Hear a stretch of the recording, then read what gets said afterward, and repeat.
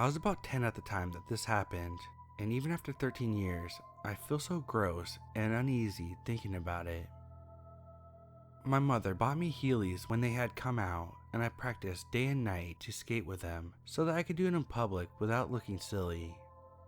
I remember I mastered it and was always so happy to skate around Walmart getting stuff for my mom and bringing it back to the cart while she did her shopping a couple aisles down. It made the trips go faster, and I enjoyed helping. My mother had a habit of going to Walmart after 12 a.m. though, because she didn't like lines and people.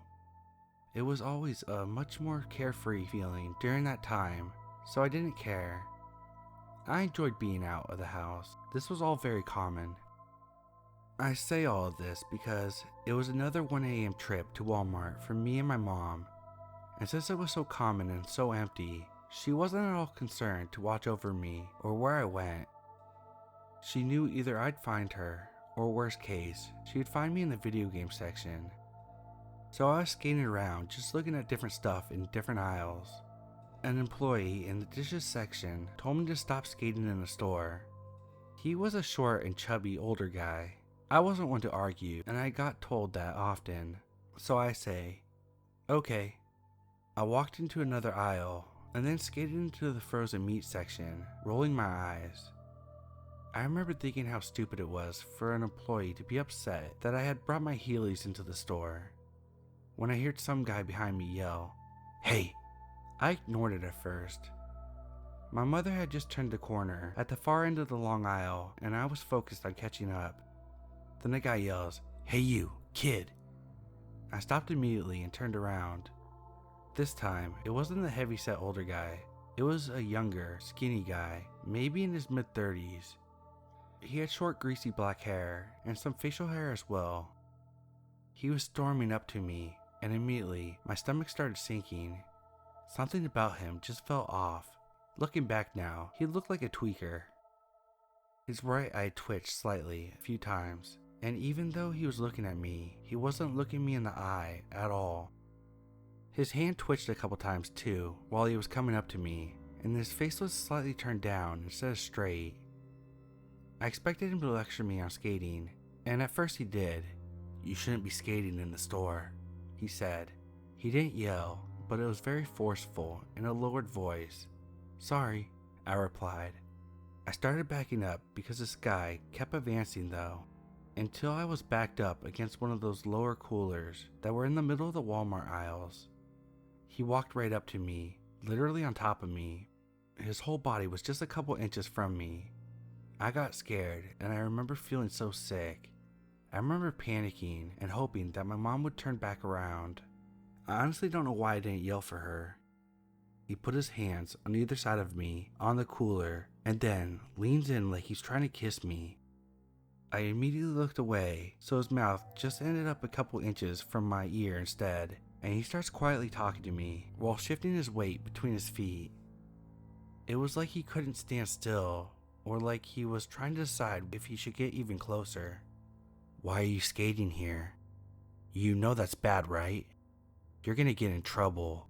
All while saying this, the fucking creep was waving his head back and forth like he was trying to get an angle to kiss me. I just kept abruptly turning my head and looking at the floor. He continues, "You should be a good girl. Can you be a good girl for me? Stop skating around here like that?" "Yeah, sorry," I mumbled, trying to shrink away. He kept talking for a minute or two, but I tuned him out and just kept repeating, "Yeah, okay," just willing him to quit, having made his point. He then raises one hand like he's gonna cut my face. Before he could, he stops and his head snapped back. He looks off at something behind me, then drops his hand and backs away. He backed up until he was between the two side aisles, and I quickly bolted down the aisle. I could feel him watching me as I went, but I never looked back. When I got to the end of the aisle, my mom wasn't there, but an old lady was, and she had been coming up the aisle towards me. I ran past her till I found my mom 3 aisles away. I never told my mom what happened, but I stayed by her the whole rest of the time. I felt disgusted and scared and was internally freaked out, but I didn't tell her. I don't know if I thought maybe I would get in trouble, or what, honestly. But I was looking over my shoulder the rest of the time, trying to spot him. I never saw him again, not that time, or any other time after. I never felt comfortable being on that side of the store again, by myself. I will say, in a weird twist, it did not deter me from skating in Walmart though. Just a creepy Walmart employee. I hope we never meet again, and I hope you get some fucking help.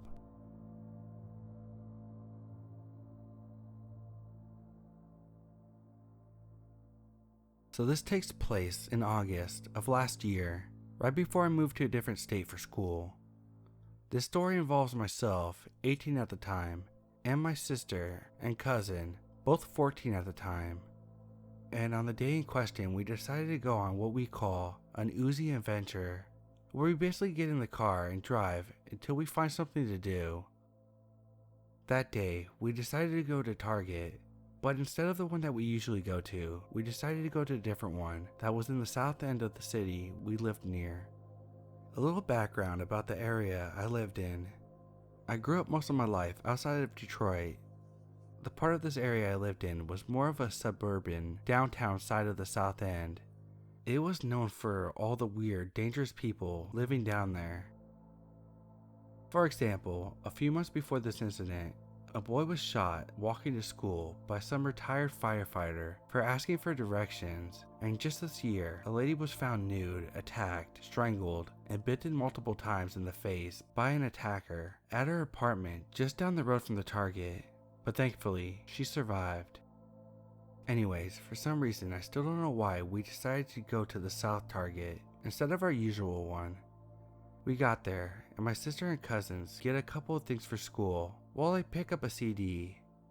We check out, and we get out to the car when we see a green Chevy Trailblazer is now parked next to my car. I didn't notice anything besides the fact that the driver's seat was reclined all the way back, the window was slightly open, and it looked like someone was sleeping in the car. My sister gets in the passenger seat, and my cousin right behind her, and literally the second she got into the car she said, drive now." I didn't really think much though, because she didn't sound panicked or anything.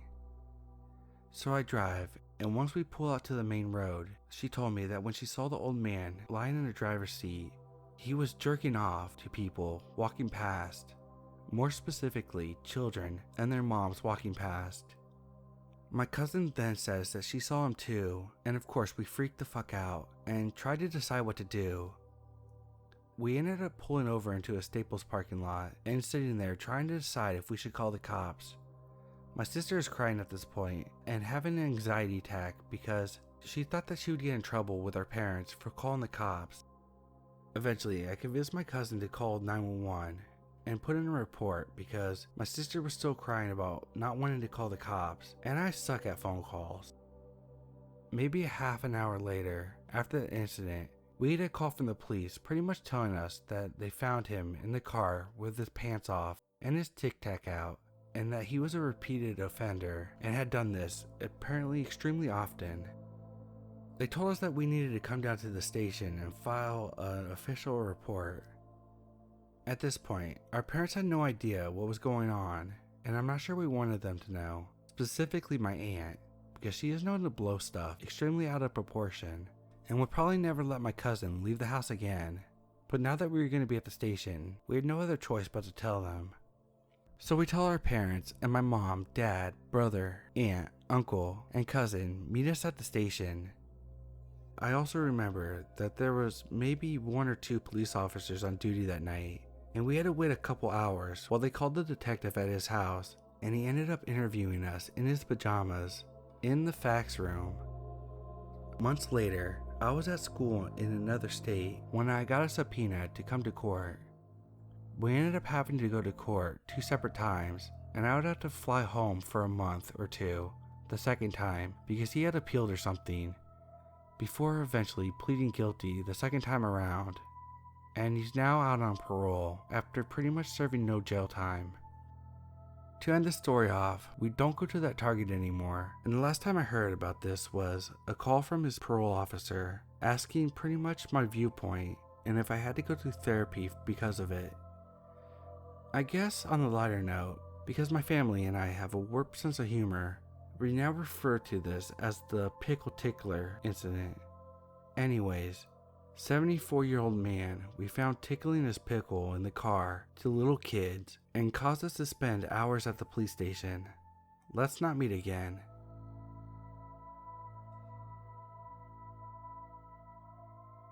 At the time, I was about 5, and I was living in an area of Florida that surprisingly was one of the most prevalent spots for human trafficking in the country, apart from the big cities. It's cleaned up now, but at the time I thought this area was pretty nice. My mom has never been that great, so when she took me to Target, I pretty much knew the drill. No tantrums, no asking for anything, and no wandering. I can't quite remember why we went to Target, but I remember us passing through the pillow aisle. Some part of my kid brain wanted to test out the comfort levels of all the pillows, so I kneeled on the ground and told my mom to wait. She stared at me for a few seconds and said something along the lines of, "Hurry up, I don't have time for this," before disappearing around the corner. I don't really think she left me there on purpose. Maybe she thought I would get scared for being apart from her and scramble quickly to follow her. I tested out 2 pillows before getting freaked out, and I went looking for her. She had vanished. I began calling her name, and I remember she told me to go to the front if I ever got lost, but the Target was so big that I got confused. A woman grabbed me by the wrist. She wore a bluish green blouse and had dark hair, but I think it was a wig. It didn't look right. She started pulling me to the front of the store, and I began to cry really loudly.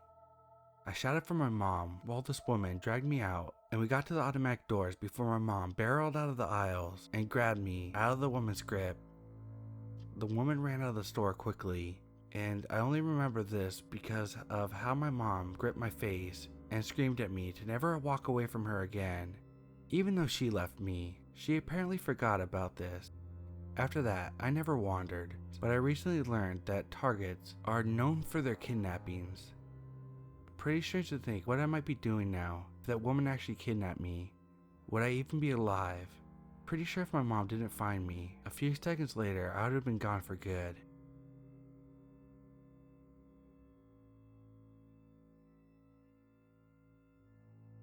When I lived in the city, going to Target was a daily thing. I had to go find some pants to wear to a party, so I went to Target to see what they had, and if I could find anything that I liked. I noticed this guy had walked in right behind me, and every time I turned around, he just happened to be there. So I thought it was just a coincidence, and maybe he was into the same stuff as I was, since we always ended up on the same aisle at some point.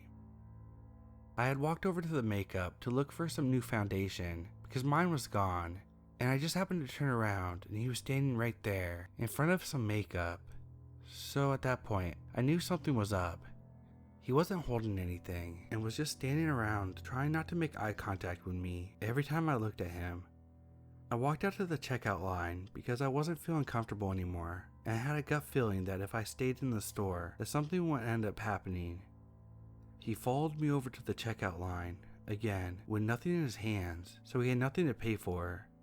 He just stood there looking around every time I looked at him. He was acting like I couldn't see him, or even feel him looking at me. I paid and grabbed my stuff, and I was walking out the door, but I didn't want him to follow me to my car, so instead, I walked out the other end of the store to go to the bathroom. He didn't follow me to begin with, but when I walked out of the bathroom, he was standing there right in the men's section, looking at underwear and socks. Again, not holding a single thing, but just watching me. So I walked around some more, just to see if he would follow me again, and he did. I found a manager and pulled him to the side and whispered to him that an older man had been following me around the store the whole time that I'd been in here, and that I didn't feel safe enough to walk to my car alone, so I'd just been walking around trying to lose him. The manager told me that people have been caught trying to kidnap people for sex trafficking, and they had a prior incident a couple months ago. He told me that it was smart to stay in the store. He called the police, but the guy left the store before he showed up. If you ever have a gut feeling, please listen to it. That day could have ended a lot worse for me. Creepy guy in Target, let's not meet again.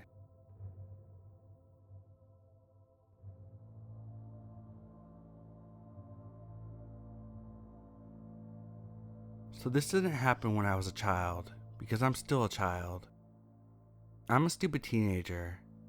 It happened maybe a couple weeks ago when my brother decided to take me and my older brother to go to Best Buy. By the time we were all in the parking lot, I realized I had forgotten my mask, and there were only 2 for both of my brothers. Now, since you're not allowed to go to this Best Buy without a mask on, I just decided that I would stay in the car in the parking lot.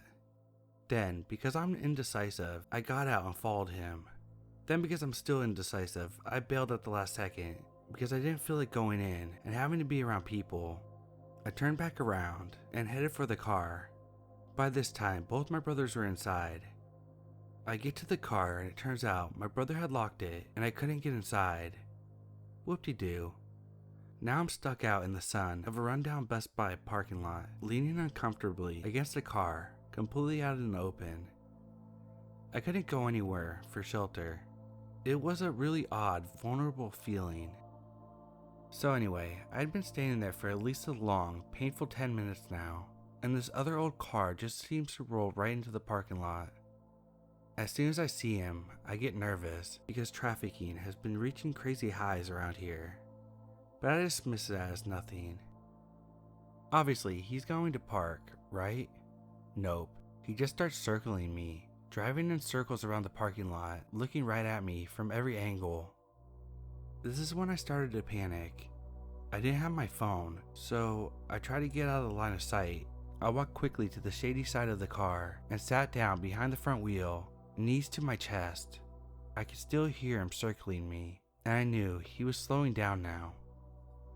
This may sound like I was just being paranoid, but I promise you that you would know that feeling if you were there. It was really creepy. So this guy is really close to where I am now and slows to a dead stop right next to the car. He opens the car door and is seconds away from stepping out when, praise God, my brother comes out from the front doors of Best Buy and calls my name, angry as hell for me being such a dumbass. This guy slams his door and takes off. I never saw that car after that. After that, we went to Best Buy because apparently they were providing masks